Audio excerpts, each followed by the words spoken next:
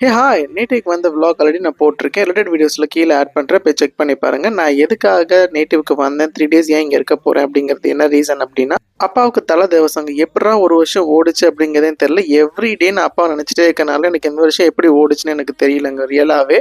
அதுக்கப்புறம் அன்னைக்கு வந்து ஒரு வேளை அப்படின்னு சொல்லியிருந்தாங்க 17த் அன்னைக்கு. ஸோ அதனால வந்து அது மட்டும் இல்லங்க. ஐயருக்கு தேவையான எல்லா திங்ஸுமே நாங்க வாங்குறதுக்காக வந்தோம் நாங்க. ஸோ எங்க வந்தோம் அப்படின்னா, குளத்துல இருக்க உழவர் சந்தை தான். அப்பா இங்க எப்பவுமே வருவாங்க.